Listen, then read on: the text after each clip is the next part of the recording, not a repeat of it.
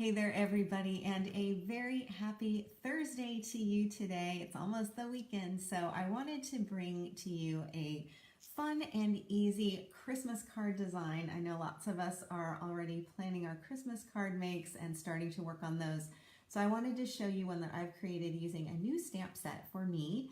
This is from Hunkydory, and I think the Christmas roses are just a lot of fun. It was a super easy card to put together.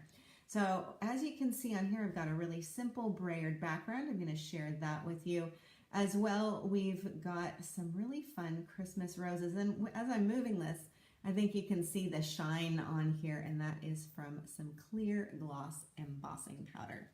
So what I'm going to do is stand up and tilt down the camera, and we can get started on how to do the process. So hang in there with me while I tilt this down, and we can get a good look at the work surface. So hang in there with me while I get this tightened up. And there we go. I think you can see now.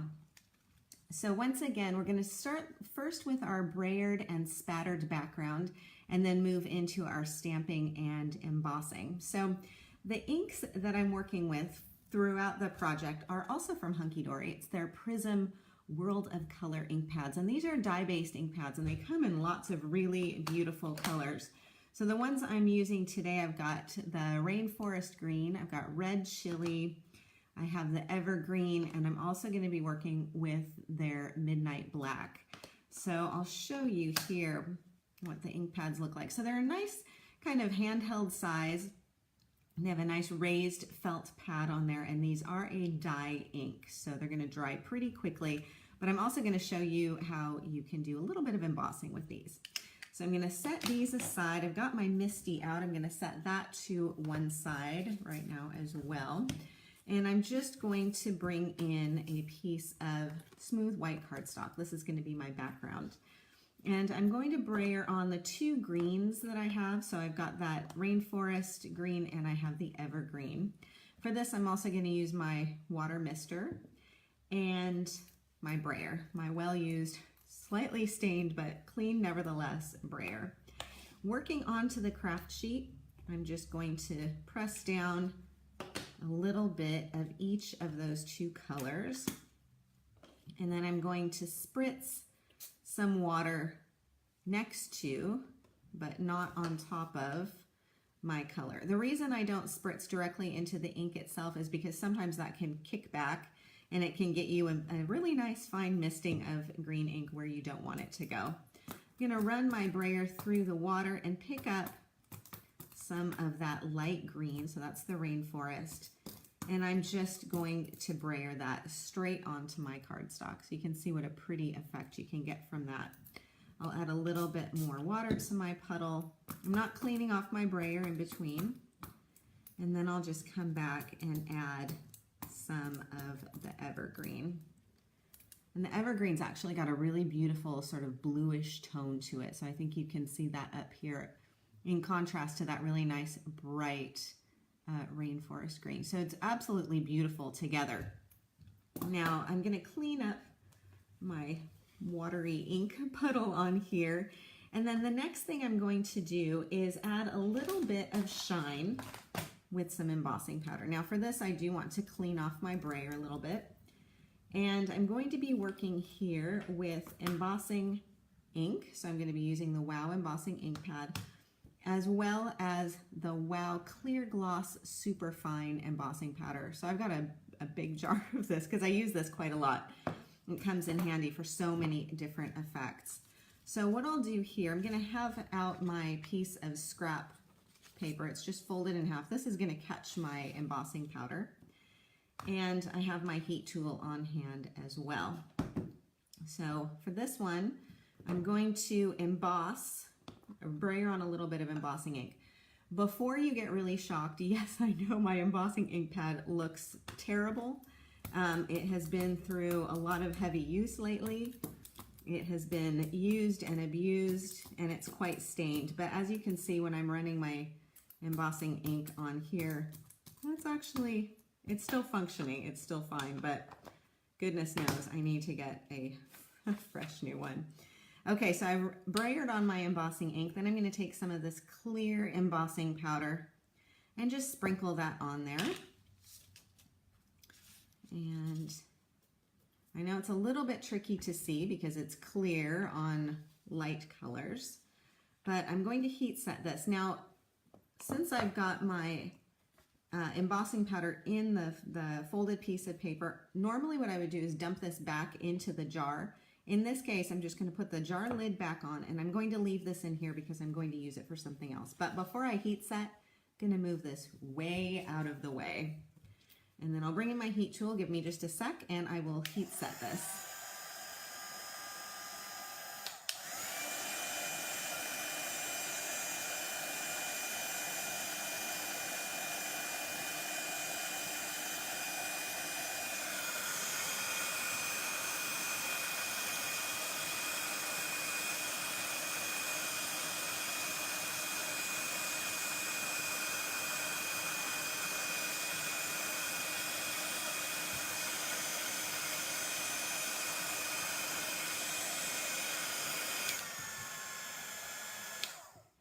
Okay, so now my embossing powder is heat set on here, and I think you can see the shine on there.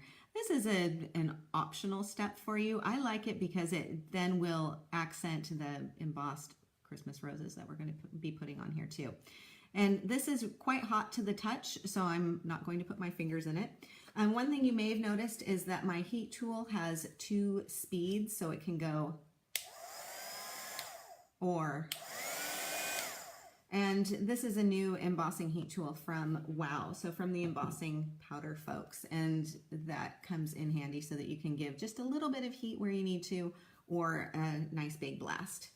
So now what I'm going to do is add my spattering effect on here. And for this, I'm going to be using the Midnight Black. And I'm going to do the same watery process I did before. So I'm going to put a little bit of that down, add some water next to my bit of ink. And for this, I'm going to use a water brush. You can use a paintbrush for this as well. I like to use a water brush because it takes a lot of abuse and the plastic handle won't disintegrate the way a wooden handle will.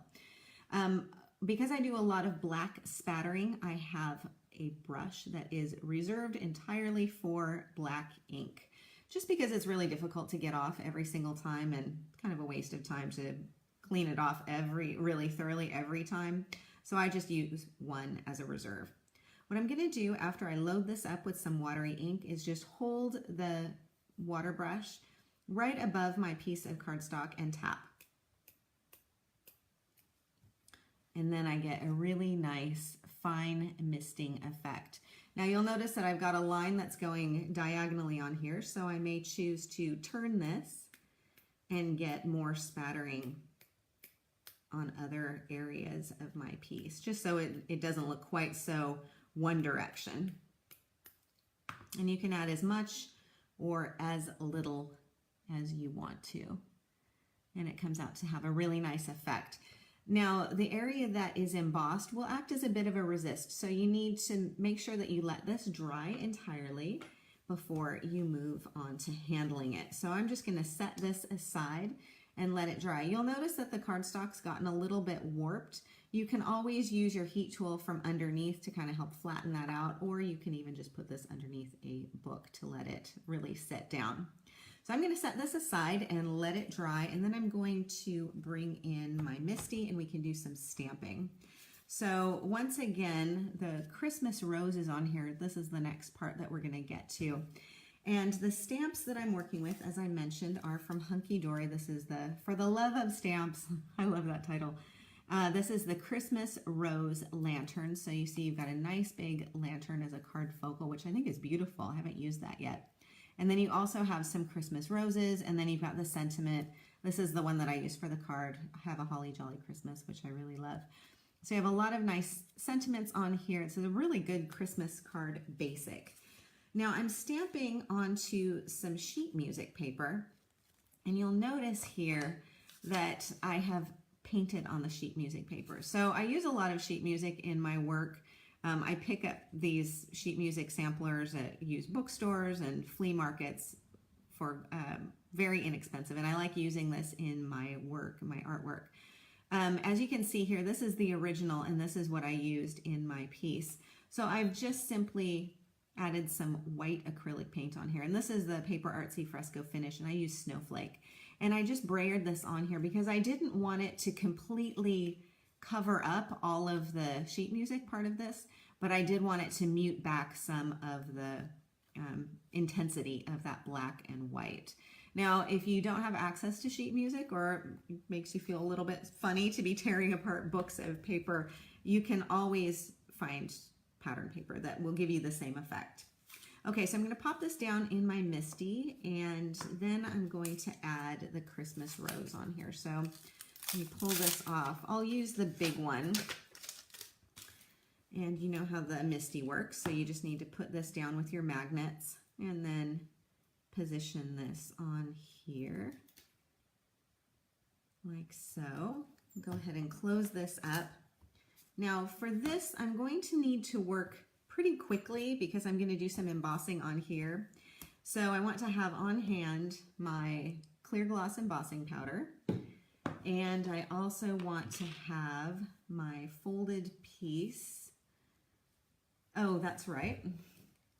Good thinking, Sarah. Remember, you had this, so I don't need my jar. I've got my other piece. And then what I'm going to do is grab my Midnight Black.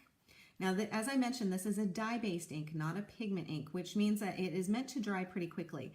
But because I've added acrylic paint on this sheet music paper, this has turned it from being a completely porous piece of paper or cardstock to being something that has a bit of resistance to it. So it will allow me to do some embossing. So what I'm going to do is ink up the Christmas rose and then stamp this on here like so. And then quickly, while it is still wet, I'm going to just simply slide this into my embossing powder, kind of tap off any excess, and you can see on there that I've managed to cover that. So once again, what I'm going to do is set aside that bit of embossing powder. I'm going to move this aside too, and then I'm going to heat set this. So hang in there with me for a second while I heat set this.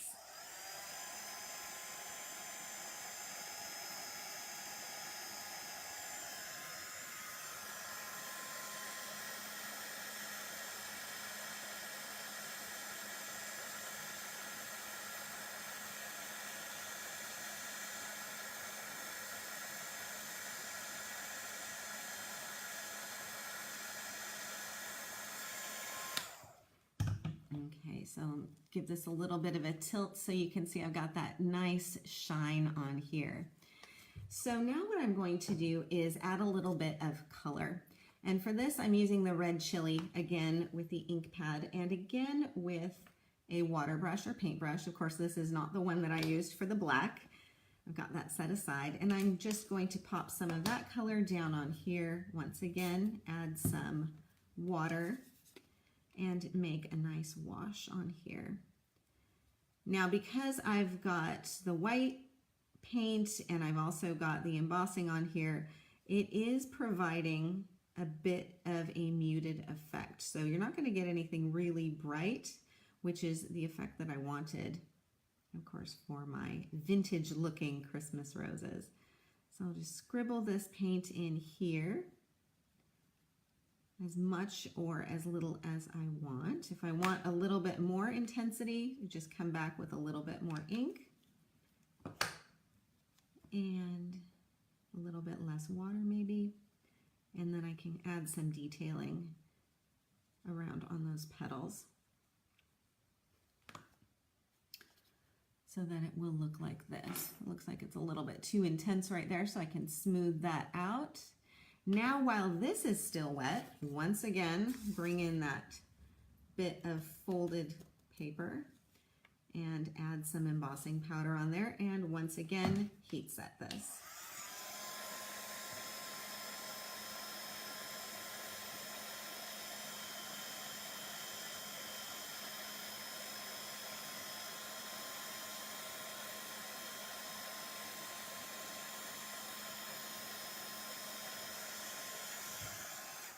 Okay, so I think this is all set. So now I have a shiny, subtly painted, really pretty Christmas rose. And then what I've done is just simply trim this out with a pair of scissors. And I cut a couple of those Christmas roses.